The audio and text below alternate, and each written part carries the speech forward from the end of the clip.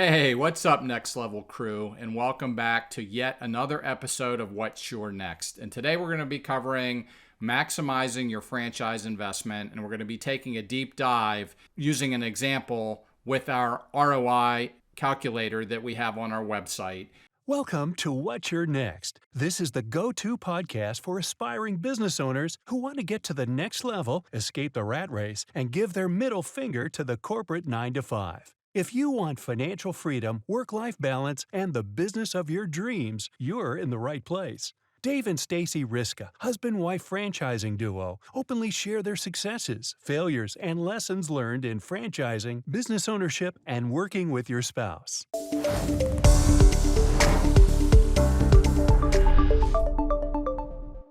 And before we go into this episode and we go through this example and illustrate how to calculate ROI using our calculator, I want to go back and talk about a little bit about the previous two episodes that were the prequels to this one. If you haven't watched those two episodes, you're probably going to want to go back to those two episodes to learn more about what is involved in calculating ROI and why ROI is important. Today, we're going to be walking through literally an example and calculating ROI. Stacey, is there anything else you'd like to add about the previous episodes before we dive in here today? Yeah, thanks. I want to thank you, Dave, for creating this tool that really helps candidates dive deeper and really understand the numbers of a franchise. Now, we're spending these 3 video series talking about ROI, diving deep into the numbers, and that's certainly one piece of it. But also understand there's kind of the non-monetary piece to it, making sure that that franchise answers your why and really understanding what you get in exchange, not just monetarily, but what you get in exchange for your investment into a franchise. Absolutely. Really good points there. And we'll probably cover some of those in future episodes. But for today, we're going to just dive in. So first off, where can you find this ROI calculator? It's on our website. If you go to the website and you go to the top menu where it says Learn About Franchises, drop that down, and you'll see a choice called Franchise Return on Investment Calculator. Click that. It'll open up, and you can plug in the numbers, which we're going to walk through now. We're going to take an example using some numbers. This is hypothetical, isn't tied to any particular franchise, and certainly your results could be really different from what we're going to be showing you here today. So let's go ahead and walk through. When you're using this tool that Dave has on the website, this ROI calculator, he's going to go through an example with you. But when you start plugging in your own numbers, think about kind of a good, better, best scenario. So don't just run it one time and maybe you're disappointed with the numbers or maybe you're thrilled with the numbers. But I'd really challenge you to come up with a good, better, best so that because you really don't know what real life is going to bring you. And this way, I think it'll help you better evaluate any franchises you're looking at. Great idea, Stacey. Definitely plug in some different scenarios as we suggested in previous videos, based on where you're at, territory, markets. Maybe you think your numbers might be higher sales-wise and expense-wise, lower sales-wise, expense-wise to be more relevant for your particular franchise that you're in territory that you might be looking to acquire. So good idea to run multiple. So let's go ahead and walk through this now. So let's start with first, what is return on investment?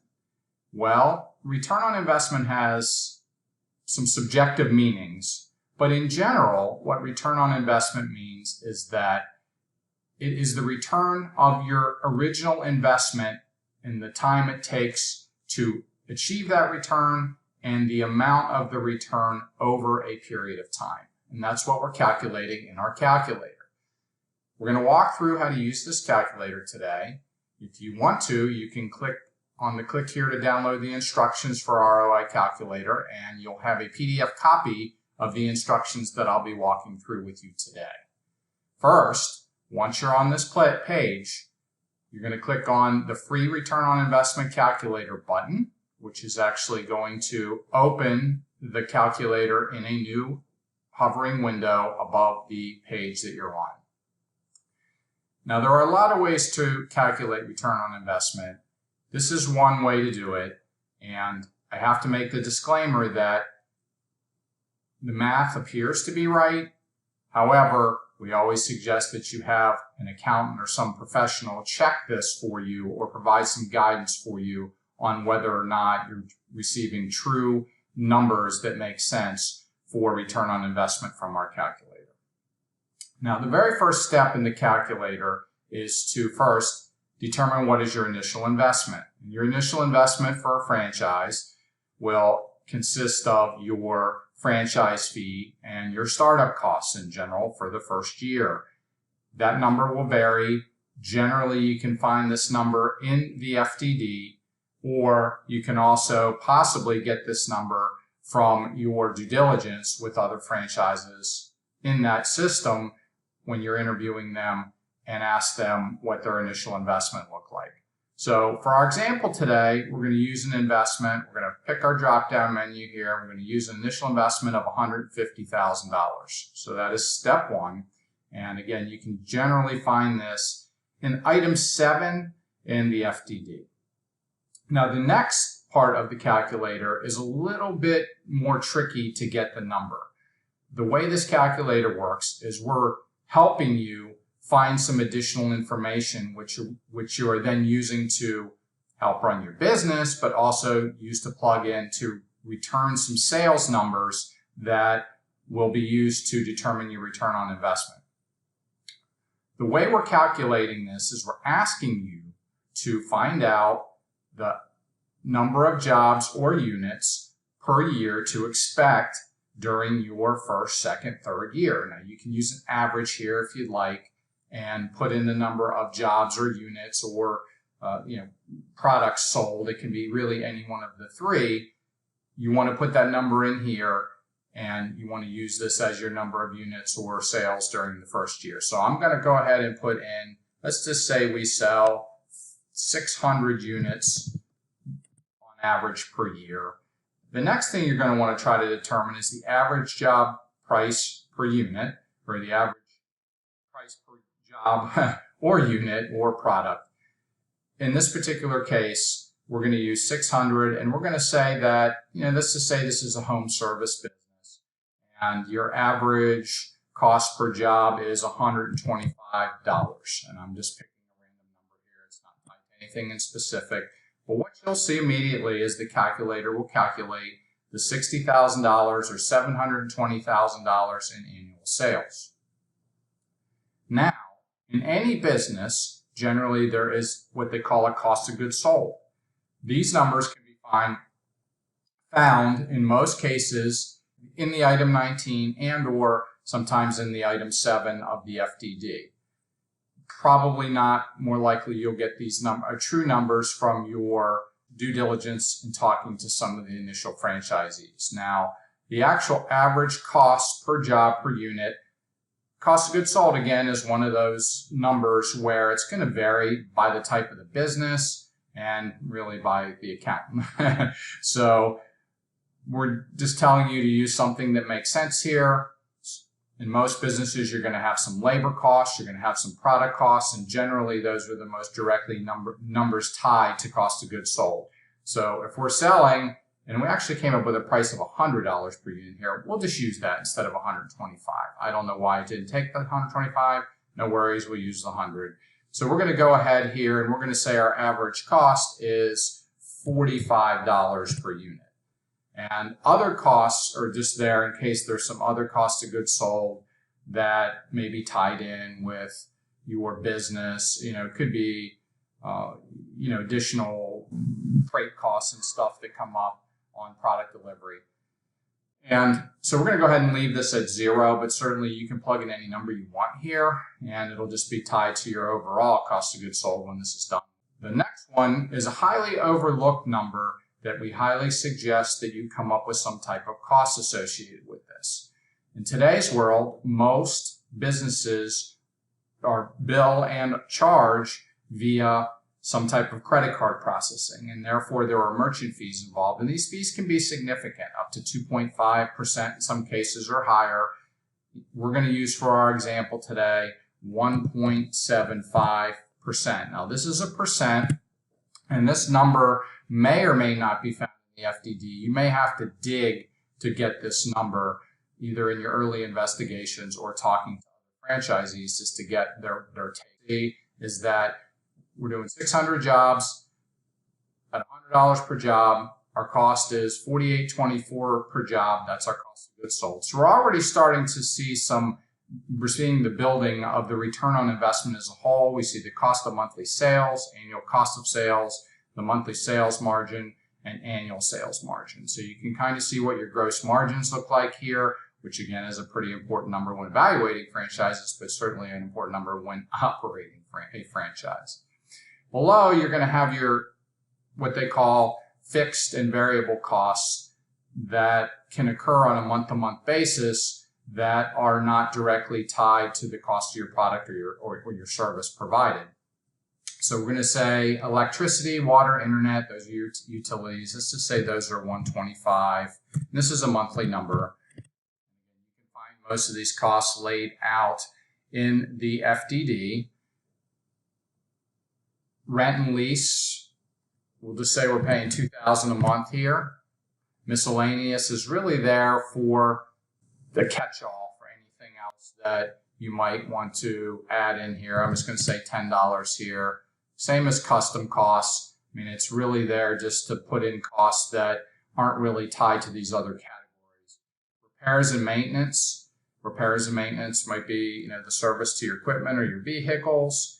So we're just going to say $100 a month for that. And, well, that's probably a little bit low, but let's just say $200 a month for that. And we're going to say technical maintenance. Technical maintenance would be if you have heavy machinery or maybe your internet, computer-related expenses. Let's just say that's another $100, $150 a month. Again, we're just picking numbers here. And logistics and storage. Again, sometimes you'll have a storage bin or other storage. Let's say $80 a month. Now, here's one that you can pick right off the FDD, and that is going to be the cost of your royalties and or ad fees. And royalties and or ad fees can typically be found in either item 5 or item 6 in the FDD. So let's go ahead and say that we're paying 7% royalty and a 2% ad fee. So we're going to put this in as a percentage as 9, and we're going to go ahead and the tab will then do the calculation, and it'll start to spin its wheels, and it'll give us some cool numbers. So our monthly fixed costs look like $5,129. Annual fixed costs, we're not quite done yet.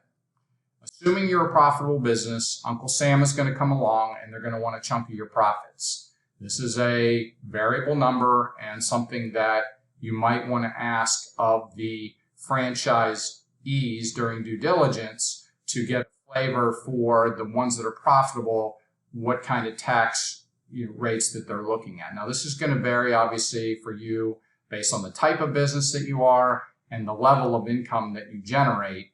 So it may be different for you than it is for them, but I would start with something reasonable. Let's just say 18%. I don't know if that's high, I don't know if that's low, but let's just say that that's your taxes during at least your first year, ongoing years that you're generating the $720,000 in annual revenue. Now with that, we've put in all of the input that will allow us to calculate our return on investment. And so what we see is we see a net profit or loss. In this case, it's a profit of $21,971 a month and an annual profit of $263,661.79. This is a healthy business, at least in my opinion. You are seeing a very nice return on your investment. So we made it. You can now see your monthly and yearly net profit after taxes. If we scroll down just a bit further, we're at the finish line, which is the return on your investment. So our original investment in this scenario was $150,000 to acquire this business or franchise. What we see is that we actually receive a 1-year ROI of 51%, and we see a break even in the number of months to return our $150,000 right in the area of 8 months, and a net income for the year of $88,661. So what that means is that you are returning your money, you're returning your principal and still netting $88,661 above your initial investment. Now, the reality of it is that this is probably more indicative of a business that's been around for at least more than a year. We highly recommend that you use this toggle to move this toggle to 5 years, because that's really the realistic time frame that you should be looking at to evaluate your true return on investment. And what we see is over the 5 years, your return as a whole is 653%. Again, your break even doesn't change. It's still 8 months, but your total net income for those 5 years in business is $1,308,000. And as I said before, this certainly looks like a healthy business to me and one that I might want to invest in. So this is our return on investment calculator. Please check it out. All right, ROI. There it is. There's our calculator. This is a great tool. We use it to help our candidates. We do also provide some great spreadsheets that help you evaluate not just the tangible numbers that we're showing you in this calculator, but the intangibles that go into choosing a franchise. So Stacey, are there any words you'd like, or any words of advice here you'd like to share with our listeners to wrap up this ROI calculator? Yeah, Dave, thanks for putting this tool together. Thanks for walking us through it. I think it's superb because most people coming in and evaluating a franchise, most of them are not numbers people, and they get a little bit scared and overwhelmed at the numbers. This tool is very simplistic, easy to use, no right or wrong answers. You're just playing around with some numbers. And so it actually can inspire you to see the opportunities that a franchise can offer you. And then, as we talked about before, kind of doing a good, better, best, you can look at all the opportunities and scalability that a franchise can offer you. So absolutely. So we want to end up here by thanking you for joining us through these 3 episodes. Hopefully you have learned what ROI is. You've learned how ROI is calculated. What are some of the factors involved in ROI? Some of the intangibles that go into choosing a franchise that aren't directly tied to the numbers. Thanks for joining us on another episode of What's Your Next. Please like, subscribe, thumbs up. It really helps us out. And we will catch you on the next episode.